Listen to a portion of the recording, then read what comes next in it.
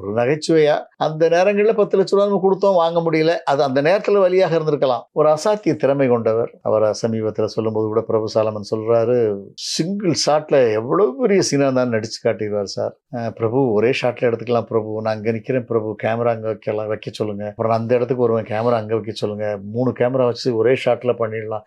அது அவ்வளவு டைமிங் எடுத்து அழகா பண்ணக்கூடிய ஒரு மாபெரும் திறமைசாலி. ஏன்னா நான் அன்னைக்கு அவர் மேல இப்படி ஒரு பெரிய கான்ட்ரவர்சி வரும்னு கூட நான் எதிர்பார்க்கல. ஒரு நகைச்சுவையா அந்த நேரங்கள்ல 10,00,000 நம்ம குடுத்தோம், வாங்க முடியல. அது அந்த நேரத்துல வலியாக இருந்திருக்கலாம். 10 ஆண்டுகளுக்கு மேல ஆயிடுச்சு. அந்த வலியெல்லாம் மறந்து போச்சு, மறைஞ்சு போச்சு. சரி, அந்த சம்பவத்தை இப்படியெல்லாம் நடந்துச்சுன்னு சொல்லாமேங்கிறதுக்காக லைட்டா ஒரு நகைச்சுவையோட சொன்னது ஒரு வகையில தவறு தான். ஒன் சைடு பார்க்கும்போது ஒரு மனிதன் அவரையும் அவருடைய ரசிகர்களையும் சின்ன காயப்படுத்தின மாதிரி ஆயிடுதுல்ல.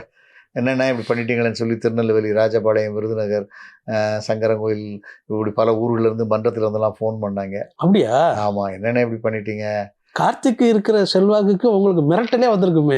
இது மிரட்டல ஒரு மாதிரியே கொஞ்சம் சாஃப்டா ஹேண்டில் பண்ணாங்க. சாப்பிட்டா மிரட்டினாங்க. சாஃப்டா மிரட்டினாங்க. என்னென்ன இப்படி பண்ணிட்டீங்க, நம்ம ஆளை இப்படி பண்ணிட்டீங்களே, நாங்கெல்லாம் அவரை இன்னும் தெய்வமா தானே நினைச்சிருக்கோம், நெஞ்சில பச்சை குத்தி வச்சிருக்கேன்னு. இல்லப்பா, அப்படி நான் அப்படி நினைச்சு பேசல. இப்படி உங்களுடைய மனது புண்படும்படியாக இருந்தா தப்பா நினைச்சாதீங்கப்பா, சாரிப்பா அப்படின்னா. சரிண்ணா இனிமே இப்படி கார்த்திகேயனை பத்தி கொடுக்காதீங்க. நல்லவேளை நீங்க இப்படி ஒரு கேள்வி கேட்டதுனால அவரை பத்தி பாசிட்டிவா சொல்லுவதற்கு ஒரு வாய்ப்பு கிடைச்சது.